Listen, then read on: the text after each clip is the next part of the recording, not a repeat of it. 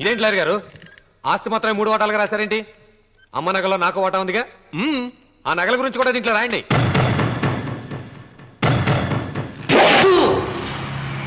అది మీ తాత పిత్రార్జితం కాదు, నా స్వర్జితం కాదు. నా భార్య స్త్రీధనం. అందులో వాటా ఎవరికి రాదు లేదు. ఓహో, అమ్మ గదిలోకి వచ్చేడిస్తే నా మీద ప్రేమ అనుకున్నాను. నగలివ్వాలని ఏడుపా. ఈ ఏడుపేదో నన్ను కనక ముందు ఏడవాలి.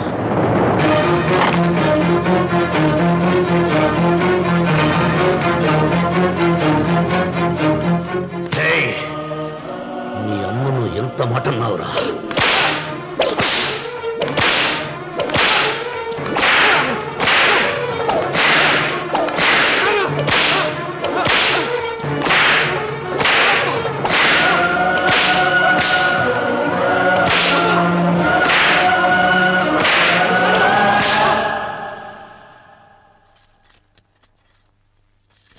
మీరేం పెద్ద మనిషి అండి? పెళ్ళైన కొడుకుని కొడతారా? ఆస్తి ఇవ్వడం ఇష్టం లేకపోతే ఇష్టం లేదు అని చెప్పండి. కూలి చేసుకుని బతుకుతాం, లేదా ఆలయం ముందు అడుక్కు తిని బతుకుతాం. ఇప్పుడు ఆయన మీ కొడుకు కాదు, నా మొగుడు. నా మొగుడిని కొట్టే హక్కు మీకు లేదు.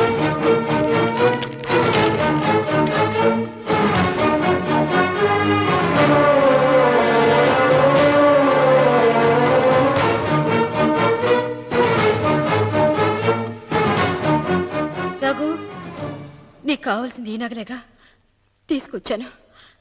తీసుకోరా. వద్దమ్మా, వద్దు. కాదన్నయ్య. వద్దమ్మా, నా మాట విను.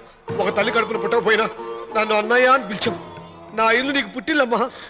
ఆడపడుచు బతుకుండగా పుట్టిన నగలు పంచడం శుభం కాదమ్మా, శుభం కాదు. రే రఘు, ఆ నగలి బదులుగా నా పొలం, నా ఇంట్లో బంగారంతో నీకు ఇచ్చేస్తాను. తీసుకెళ్ళిపోరా. అలాగే లాయర్ గారు, అవి కూడా రాయండి.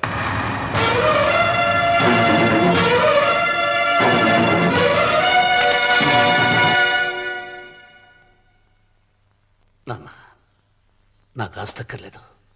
నేను మీతోనే ఉంటాను. మరదల్ని కొట్టే సంస్కారం ఉన్న కొడుకుని ఇంట్లో ఉంచుకునే సంస్కారం నాకు లేదు. వెళ్ళిపో.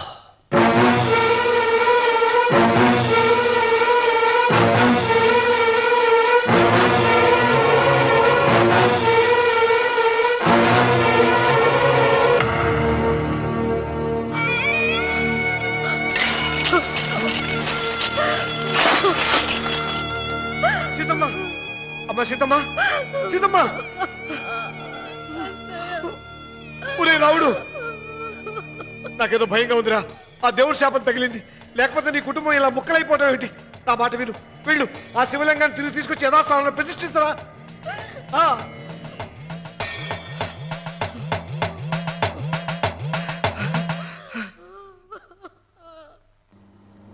ఇదేమిట్రా రావుడు, శివలింగాన్ని తీసుకొస్తానని బయలుదేరి ఆలయం దగ్గర తీసుకొచ్చావేంటి?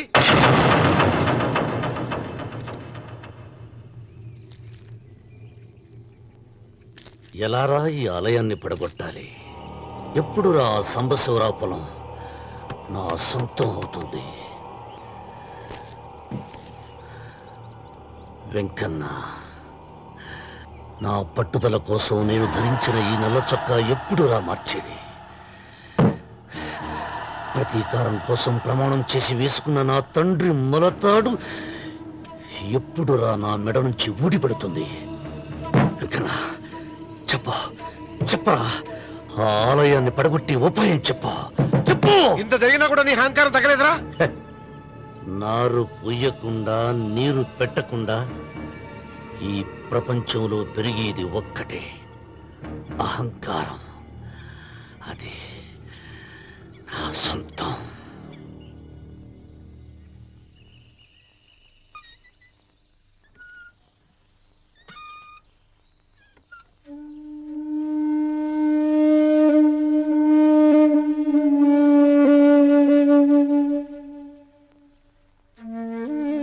పిల్లలు వెళ్ళిపోయారు,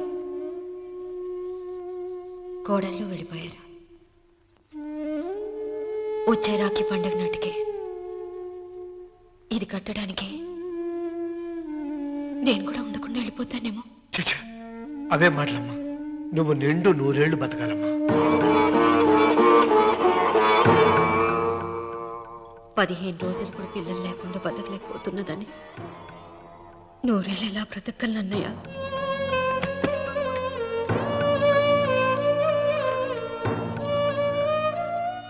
వీటి కోసమేగా మా పిల్లలు ఇద్దరిని ఇంట్లోంచి వెళ్ళగొట్టారు. నేను చనిపోయాక మా ఇద్దరు కోడలికి సమానంగా పంచిపెట్టమని చెప్పు. ఇప్పుడు ఎందుకమ్మా అదంతా? అసలే నీ ఆరోగ్యం బాగలేదు. నన్నెప్పుడూ నిండు ముత్తైదుగా చూడాలనేది ఆయన కోరిక. పోయే ముందు ఒక్కసారి నిండుగా అలంకరించుకోవాలని ఉందన్నయ్య.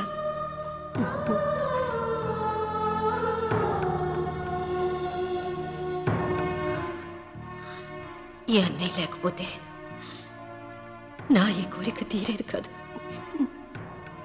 నీ చేతులతో అలంకరించన్నయ్య.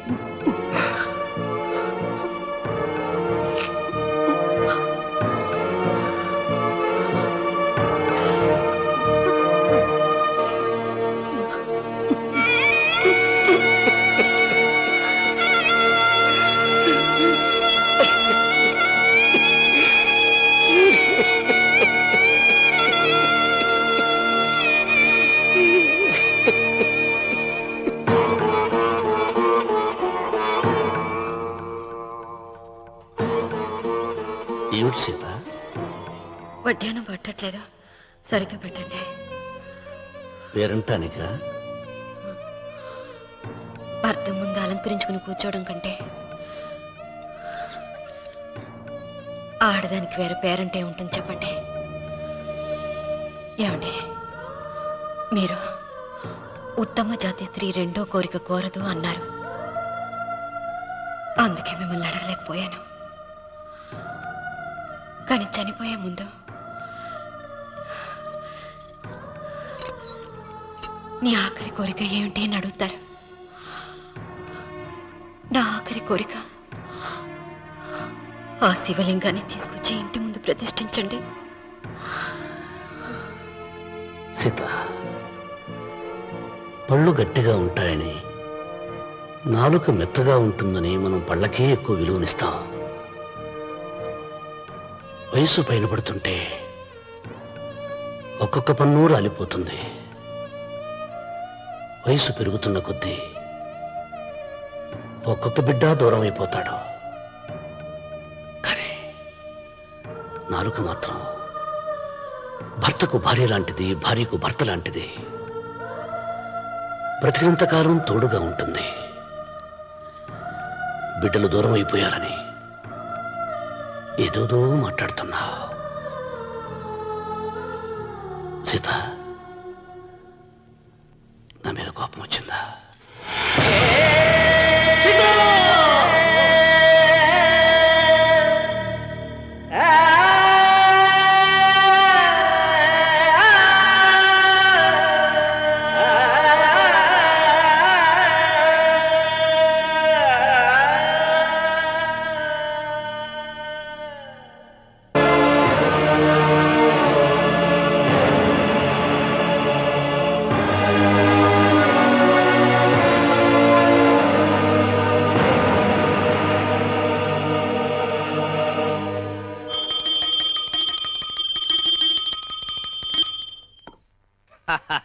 అక్కడ రామన్న చౌదరి చచ్చిన పేళానికి దీపం వెలిగించాడు. ఇక్కడ ఈయన అమ్మూరికి ఆరతి వెలిగించాడు. నేను ఆ రోజే చెప్తేనే అది చాలా మహిమగల శివలింగము, దాని జోలికి పోతే సర్వనాశనం అయిపోతాడని. పిల్లలేమైనారు? ఇల్లు వదిలిపోయినారు. పెండ్లాము లోకం ఏడ్చిపాయ. ఇక రామన్న చౌదరితో పాటు ఆయన వంశం కూడా గబ్బులేచిపోతాడు. ఒకవేళ భయపడి ఆ శివలింగం మళ్ళీ యథాస్థానంలో పెడతాడేమో. పెట్టడు. పెట్టాలని ప్రయత్నిస్తే ఎట్లా ఆపాలనో మనం చూసుకుందాం.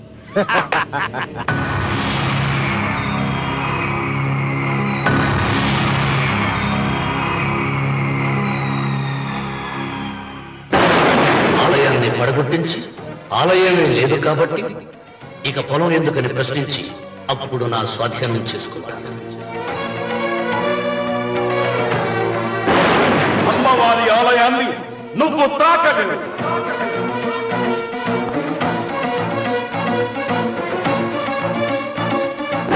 ఆ ఆలయాన్ని పడగొట్టట్లేదండి.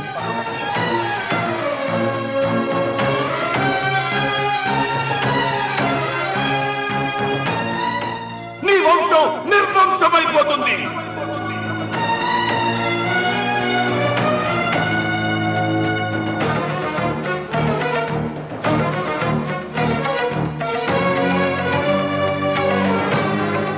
ఆ శివలింగాన్ని తీసుకొచ్చి ఇంటి ముందు ప్రతిష్ఠించండి.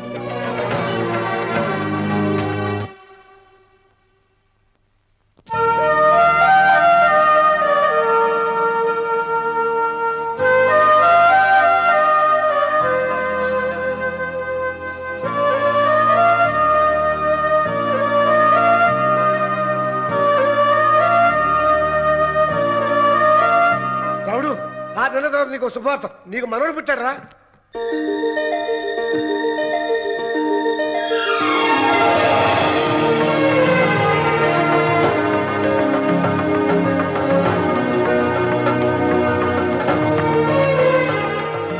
మావయ్య,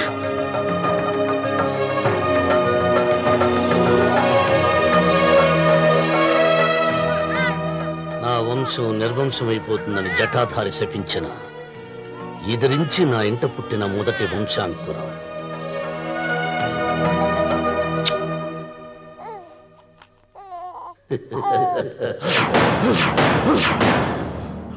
నవ్వుతున్నాడు. ఆ రమణ నవ్వుతున్నాడు. మళ్ళీ నవ్వుతున్నాడు. వాడు నవ్వుతున్నాడు. వారసుని పుట్టాడని హాయిగా నవ్వుతున్నాడు. వాడి ముఖంలో ఆనందం కనిపిస్తే నీ జీవితంలో నిప్పులు పోసుకున్నట్టే తెలుసా? నా అనుమానం 3వ వాట కింద తను ఉంచుకున్న ఆస్తి, అంతస్తు, నగలు అన్ని అన్ని అన్ని ఆ పెಟ್ಟಿకి రాసిస్తాడు తెలుసా? మొన్న డాక్టర్ పరీక్షించి ఏం చెప్పింది నీకు? పిల్లలు పుట్టే అవకాశం చాలా తక్కువగా ఉంది అని చెప్పలేదు? చెప్పు.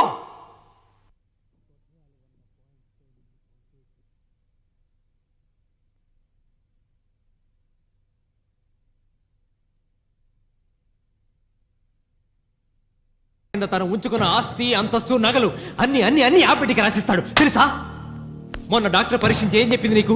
పిల్లలు పుట్టే అవకాశం చాలా తక్కువగా ఉంది అని చెప్పలేదు? చెప్పు.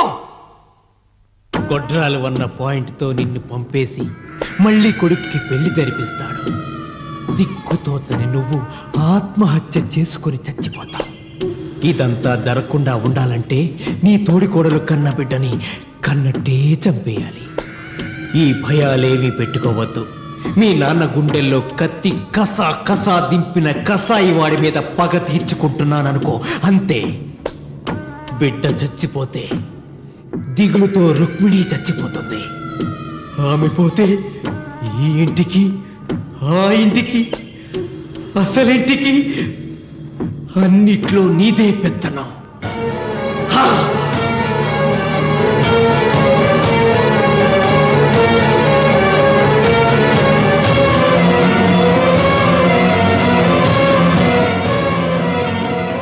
నాకు చిన్న సాయం చేయాలి.